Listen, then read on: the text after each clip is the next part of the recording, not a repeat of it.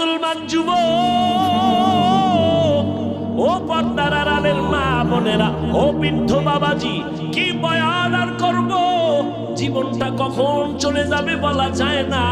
আল্লাহর কাছে দোয়া করেন আপনাদের সন্তানদের জন্য। এতক্ষণ আমি যা বয়ান শুনাইলাম এগুলো বাস্তবায়ন করতে হলে মা বাবার দোয়া লাগবে। ও পর্দার আড়ালের আম্মা জানেরা, আপনাদের দোয়া যে কত দামি একটা সম্পদ। এরে আম্মা জান, আজকে এখানে প্রায় 8টা সন্তানের মাথায় পাগড়ি দেওয়া হলো, কোরআনের হাফেজ হয়ে গেছে। এদের আব্বা আম্মার কপাল কত ভালো। ও পর্দার আড়ালের আম্মা জানেরা, আপনারা নবীদের মায়ের মতো দামি মা, আপনারা সাহাবায়ে কেরামদের মতো দামি মা, সাহাবায়ে কেরামের মায়ের মতো মা। আপনারা আম্মা জান খাদিজা রাদিয়াল্লাহু তাআলা আনহার মতো নারী, ফাতেমা রাদিয়াল্লাহু আনহার মতো নারী, আয়েশা রাদিয়াল্লাহু আনহার মতো নারী।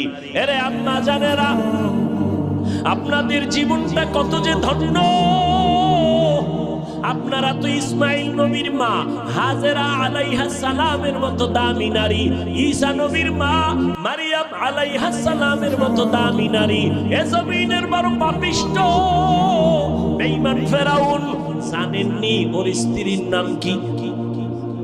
আসিয়া। আল্লাহর নবী বলেন ওই বেঈমান ফেরাউনের ঘরে আসিয়া কত দামি ঈমানওয়ালা।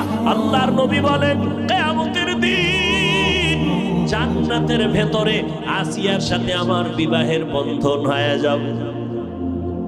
ও পর্দার আড়ালের আম্মা জানেরা, ও সিলেটের মাগো, আপনাদের স্বামী যারা, এরা তো ফেরাউনের মতো খারাপ না। আপনি কি পারেন না 5 বেলার নামাজ পড়বেন, আপনার স্বামীটাকেও নামাজের নামাজ পড়িয়া আল্লাহর কাছে মুনাজাতে কান্না করতে আর বলতে, দয়ার মালিক, আরে বাবার কোল সারিয়া মায়ের মায়া ত্যাগ করিয়া স্বামীর ঘরে আসছি, একটা টাকা যেন আমার পেটে হারাম ভাবে না যায়। ও আল্লাহ, স্বামীর খেদমত করাইয়া কবরে নিও।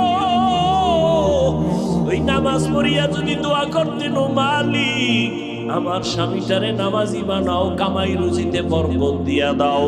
স্বামী যখন বাসায় আসে যদি বুঝাইয়া বলতেন, ও স্বামী আমার, আমি মা বাবার মোহাম্মত মায়া ছেড়ে তোমার ঘরে আসছি, না খাইয়া থাকলেও আমি খুশি, তবে তোমার কাছে আমার জীবনের একটা দাবি, কখনো হারাম টাকা আমার ঘরের মধ্যে ঢুকাবা না।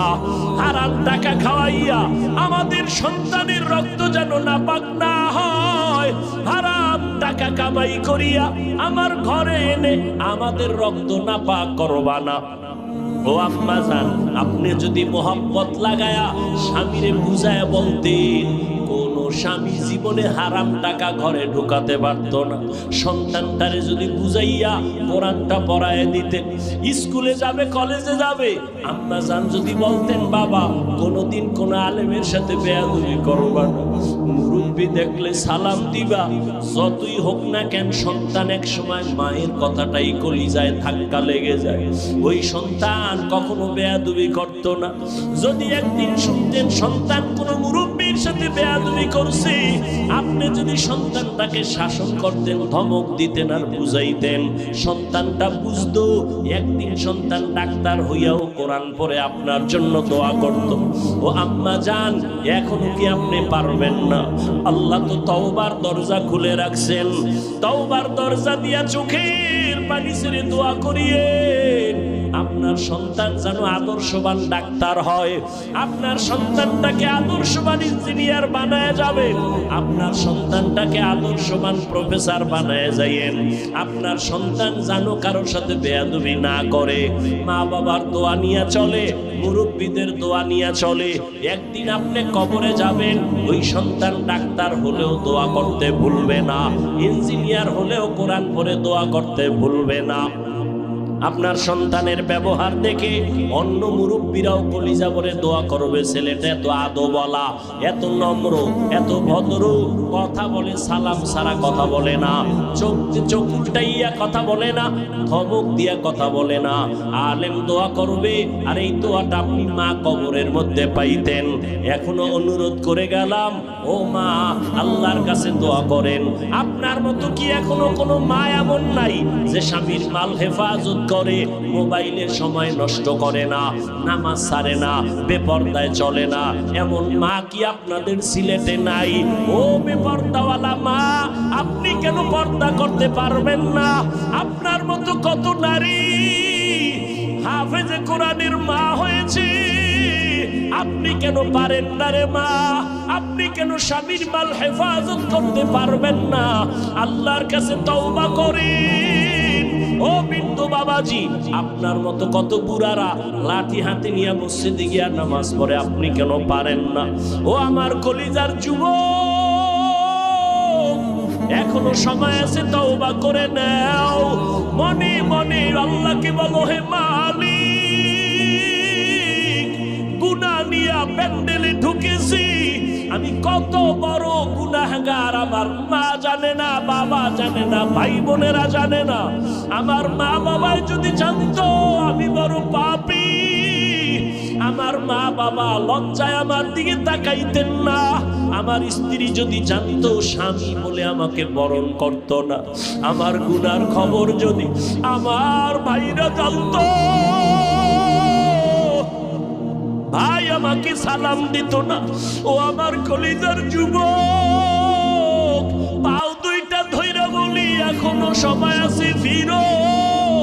মনে মনে আমার আল্লাহকে একটু ডাকো, আল্লাহর কাছে বলো, হে মালিক, এই ময়দান থেকে তুমি খালি ফিরাইয়া দিও না। জীবনে হাতের দ্বারা কত গুনাহ করলাম, চোখের দ্বারা কত গুনাহ করেছি, ও আল্লাহ, জবানের দ্বারা গুনাহ করেছি। মনে চাইছে নামাজ পড়বো না, পড়ি নাই। মনে চাইতো মেয়েদের আড্ডায় যাব, চলে গেলাম। ও আল্লাহ, এত গুনাহ করার পরেও তুমি তো দেখছো, তুমি জানো আমি কত বড় গুনাহগার। আমি চোখ দুইটা বন্ধ করে আমলনামার দিকে তাকায় দেখি, আমার গুনার কারণে দুইটা হাত না পাক, আমার চোখ না পাক, আমার জিহ্বা না পাক, আমার অন্তর না পাক। ও আল্লাহ, তুমি কত বড় দয়াময়। আমার গুনার দিকে তাকাইয়া রাগ করিয়া তুমি আমাকে সম্মানের চেয়ার থেকে ফলাইয়া দাও নাই।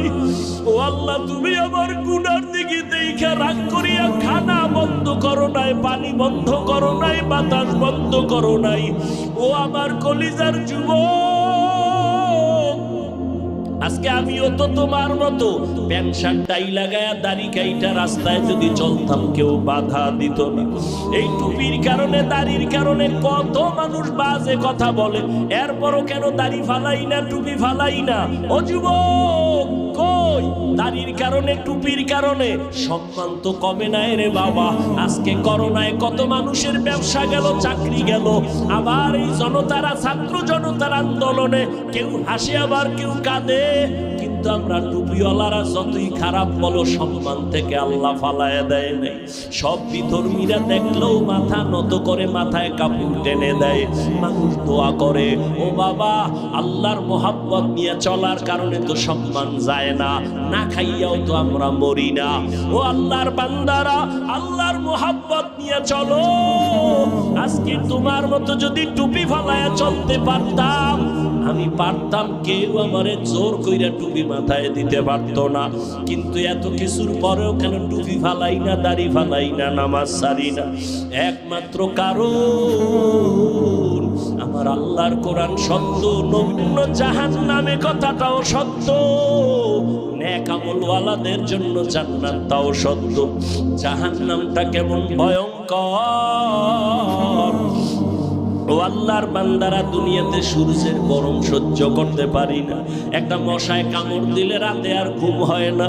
একটা বেতের বাড়ি হাতে নিতে পারি না, বড় কষ্ট পাই।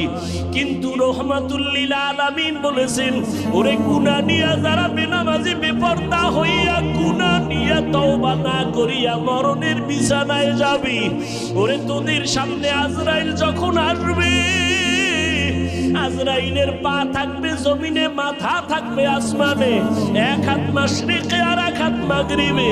ওরে ওর চোখ দেখা বেনামাজি রুহুটা পালাইতে শুরু করবে, পানির পিপাসায় কলিজাটা শুকাইয়া যাবে।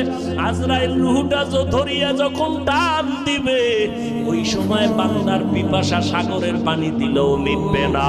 নবী বলেন, এত কষ্ট মরণের, এরপরে কবরের আযাব শুরু হয়ে যাবে। ওই কবরে জাহান্নামের আগুন গরম, কেমনে সহ্য করব? দুই পার্শ্বের মাটির চাপ কেমনে সহ্য করব?